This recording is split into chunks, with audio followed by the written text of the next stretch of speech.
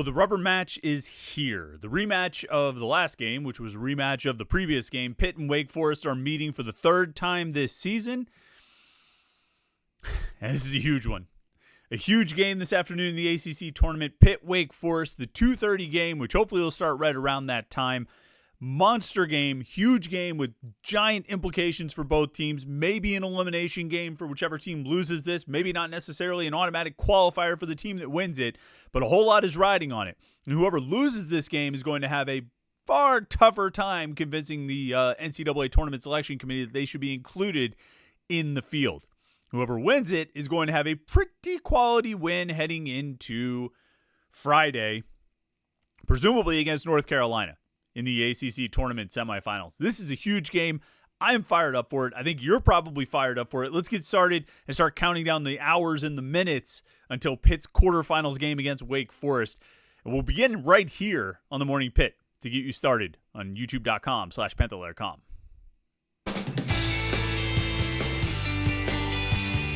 All right, Thursday edition of the Morning Pitt here on youtube.com/Panther-Lair.com. I'm Chris Peak from Panther-Lair.com. Glad to be with you this morning to get you ready for this game. This is going to be one of those Morning Pitt episodes that doesn't have any, it expires. The shelf life ends around 2 or 2:30 or so. No need to listen to this thing at 7:30 unless you want to find out all the ways I was wrong about this game. But huge game for Pitt today, taking on Wake Forest. I'm going to try not to repeat that too many times, saying about how big of a game it is, how important it is, how huge it is. But it is huge. It is important. It's a giant game for Pitt. It's a giant game for Wake Forest. This is going to be one of those games that has pressure on every possession. You remember the game at Virginia earlier this season? It just felt like both teams were playing as if every possession was life or death. It had an NCAA, it just had a postseason feel to it. And that's what today's game is going to be. And all these ACC tournament games have been great. I mean, I shouldn't say that. They haven't all been great games. Some of them have been quite interesting. We've had some pretty good games that came down to it, but the intensity has been there. The pressure has been on for all of these teams trying to survive, trying to move on to the next day and have a chance to fight again. And for Pitt and Wake Forest, I mean, not only are they trying to have a chance to fight again, have a chance to win a spot in the semifinals of the ACC tournament, but they're trying to stake their claim for a spot in the NCAA tournament. It's awesome, and it's going to be a lot of fun. I think, I don't know what's going to happen. I know what I'm going to probably pick to happen in our staff picks prediction piece, but I don't know what's going to happen. But I'm excited to find out because I think this Pitt team is ready for a monster battle. I think Wake Forest is ready to see this Pitt team again, particularly, they should be feeling all the momentum after what happened the last time these two teams faced off. But I just think both of these teams are going to come out firing. And whether they're going to make everything, I don't know, but they're going to come out firing, and they're going to give each other their best shot. Whoever advances to tomorrow is going to earn it. There's no question about it. I skipped right over all our reads. Dick Cotter is going to be glad that I didn't mention Panther-Lair.com or youtube.com/Panther-Lair.com, but I'm going to do it right now, though. You see the website right below, Panther-Lair.com, Pittsburgh.rivals.com, the most comprehensive source of Pitt sports news on the internet, football, basketball, and recruiting. You find it all at Panther-Lair.com and message boards to interact with hundreds and thousands of other Pitt fans. All day, every day, Pitt fans are hanging out on the message boards at Panther-Lair.com, Pittsburgh.rivals.com. to stay up on all the Pitt sports news. And then, of course, our YouTube channel right here, youtube.com/Panther-Lair.com, is where we do all our Pitt video content. These daily morning Pitt videos, Monday through Friday. Our weekly live show that we do every Wednesday night, like we did last night, went over our preseason predictions. That was fun to sort of revisit and also give you a pretty good preview of today's game. And then we have post-game shows as well. So we're going to be live today after this Pitt-Wake Forest game. It's a 2:30 tip-off. Hoping this thing is done by about 5. Hoping we can be live for the post-game show around 5. And hoping you can join us for the post-game show around 5 or 5:30 whenever we actually get started. It all depends on when the game actually begins. But it's a lot of fun because you can join in through the comment section, the chat section. You can post your comments, your questions, and we'll respond to as many comments as we can. We'll answer as many questions as we can. Have a little bit of back and forth on the post-game show right here on youtube.com/Panther-Lair.com. And the way to make sure you never miss any of it is to like this video and subscribe to our YouTube channel, youtube.com/Panther-Lair.com. You don't want to miss out on any of it. Oh, and the other thing about the message about Panther-Lair.com that I forgot to mention, during the game, we'll have the game thread active. So some of you guys might be in Washington, D.C. for this game. That's great. I'm sure you'll have a blast. But for those of you watching at home, this is one of those things where you have the TV on and you've got your laptop or your phone open to the message boards to the game thread on Panther-Lair.com, where you can talk about the game as it happens. So make sure you do that. Just kind of keep up and interact with other Pitt fans going forward. So, or throughout the game and after the game and everything like that. Wake Forest beat Notre Dame yesterday. Wake Forest jumped out to a giant lead. Early on, it looked like Notre Dame was dead in the water. Notre Dame battled back with a pretty young team, made a valiant effort of it, but Wake Forest was able to hold on, as you would probably expect them to do. I mean, it was a chalk victory, and it was I thought Notre Dame would have a chance. I thought Notre Dame, Wake Forest has been sort of struggling in recent weeks. Basically since they stormed the court against after the win against Duke, they've been sort of struggling, and so I thought the door might be open there for Notre Dame. They've got Marcus Burton, the outstanding freshman, the ACC Rookie of the Year, and he had a great game. He was 21 points, although he only made 4 baskets. He got 12 of his points from the free throw line, but that's relevant. We'll come back to that in a second. Those points still count. We'll come back to that topic in a second. But Wake Forest was just able to. They spread the scoring out. They had 4 guys in double figures. Carr, the big man, had a double-double. It's going to be interesting to see sort of how the matchups play out there. Is that Blake Hinson's assignment? Is that Federico's assignment? Obviously, Efton Reed is a load. He went for 8 and 8 in that game yesterday. And it ended up being like relatively low scoring. Given what we had seen in the ACC tournament prior to that game yesterday, 72-59 final was pretty low scoring by comparison. And now Wake Forest is moving on to face Pitt. Of course, this is a rematch of the game that the two teams played in Winston-Salem, in February. Wake Forest took that one rather handily, 91-58, a blowout victory for the Demon Deacons in that game. And then that, of course, was a rematch of the game that Pitt and Wake Forest played in late January at the Petersen Events Center, which Pitt won 77-72. And I think it's interesting to look back at both of those games. Obviously one went much better for Pitt than the other did, and I think Wake Forest would probably say the same thing as well. One went much better for them than the other. A few things stand out as I was sort of revisiting those two games to get ready for this show and just sort of be prepared for today's game. A few things stand out. One is Bub Carrington in the second half of the Wake Forest, the game at the Petersen Events Center, the game that Pitt won. He shot 4 of 8 in the second half. He made 1 3. He grabbed 3 rebounds. He had an assist. And he shot 8 of 9 from the free throw line. Ended up scoring 17 points in the second half. And he made some huge plays because Pitt was down halftime 37-27. They were down by 10 points. They came out in the second half. They got an and one from Blake Hinson early on. They got Federico with a goaltending and one, which I thought was really remarkable to see that happen. It was the first time I could ever remember seeing that happen, but then it happened again, I think, in the either the Florida State or the NC State game. I was like, another goaltending and one. How many times is this happening? What was remarkable in the Wake Forest game is that Federico converted his goaltending and one.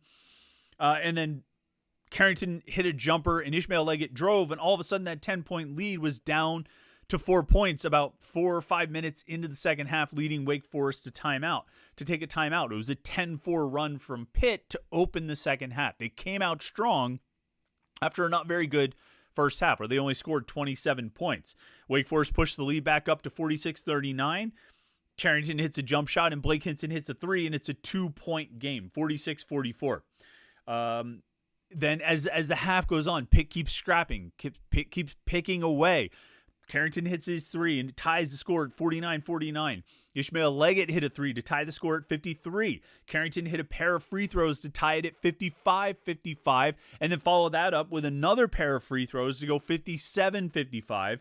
Pitt ultimately took the lead for good on an Ishmael Leggett 3 that put that score ahead 60-57, and the Panthers were able to hold on from there on out. Carrington was the star of that game, though. 24 points in that one, 5 rebounds, 4 assists. He had 2 turnovers and a steal.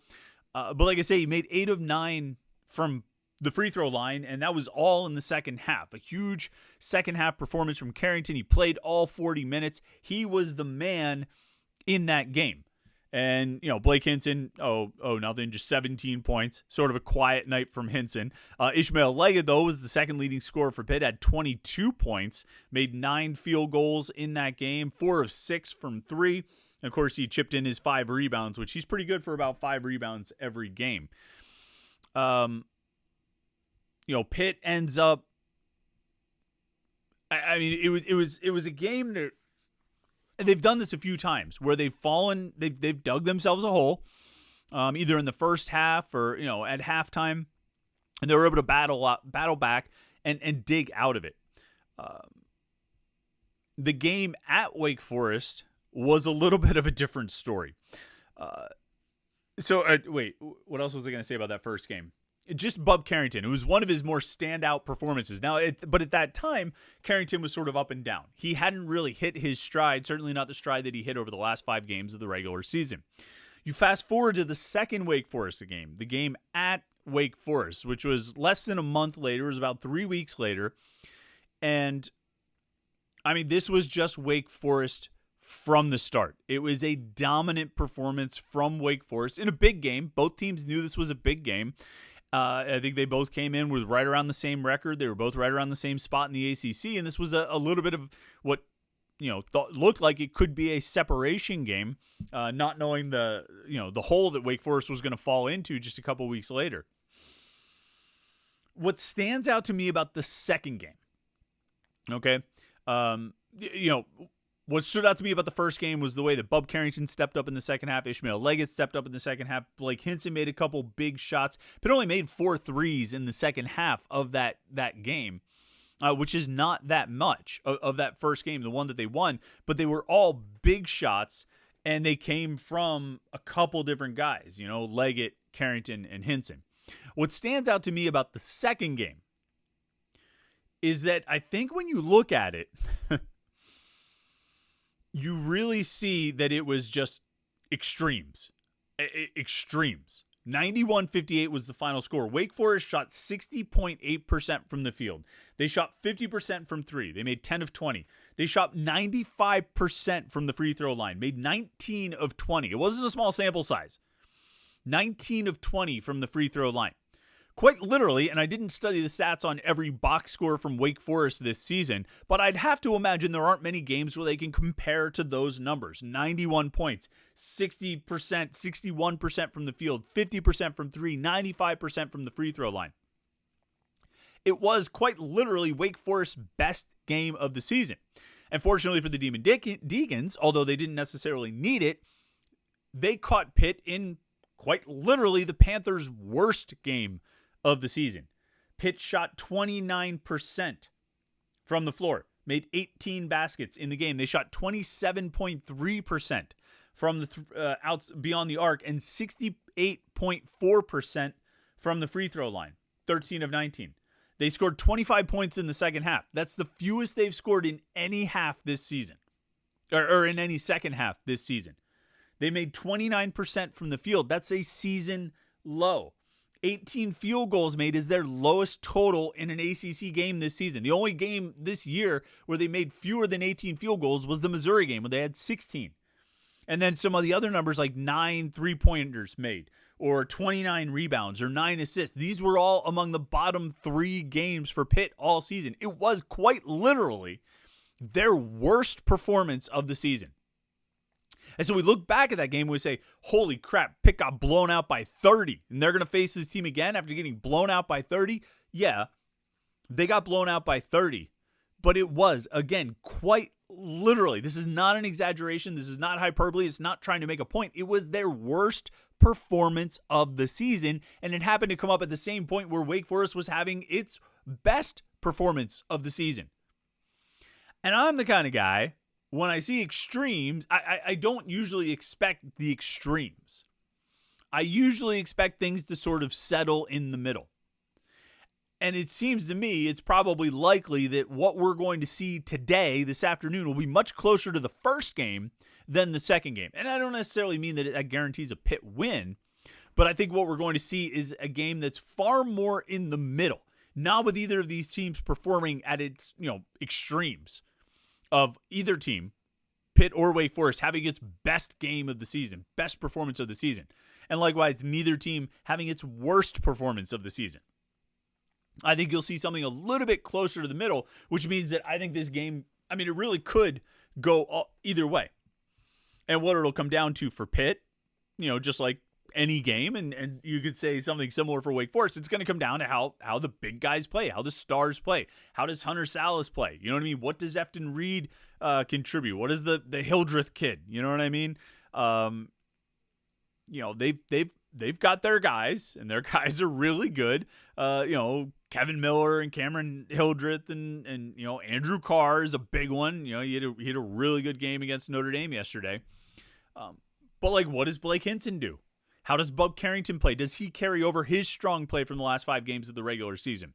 How does Ishmael Leggett play? He was one of the few bright spots, maybe the only bright spot, with 15 points. I think he had a team high 15 points in the loss at Wake Forest. How does he play? What does Jalen Lowe do? Pitt, and we've said this a million times. I keep coming back to this point. They've got 4 legitimate scoring options. And it's very rare that you won't have at least 2 of those guys going off in any given game. And probably more likely you'll have 3. In this game at Wake Forest, Bub Carrington scored 9 points. He was in a stretch of 4 single-digit scoring games at that point. The Wake Forest game, he went 3 of 13. The following game was the Virginia Tech game where he got in foul trouble in the first 2 minutes, didn't play again in the first half, ended up scoring 7 in that game. But it was a really good, efficient 7 that he scored all in the second half. And then it really sort of seemed to springboard him into a really strong performance over the remaining games, the final 4 games of the regular season. So Bub Carrington enters the postseason in the ACC tournament playing really well. Blake Hinson obviously enters playing really well. Ishmael Leggett and Jalen Lowe are playing really well. Pitt's got its 4 weapons, and whereas Wake Forest has sort of been heading in the opposite direction, Pitt has been heading, I think, in a positive direction to end the regular season. Now, Wake Forest is coming directly off a win, having won yesterday. Pitt doesn't have that benefit. Pitt could come out a little bit tight. Pitt might not be as loose as Wake Forest. Wake Forest might be a little more settled into the environment. But Pitt can score with this team. Pitt can play with this team, and I think Pitt can defend this team. Big challenges in the post. Can Federico hold up? Can Guillermo hold up?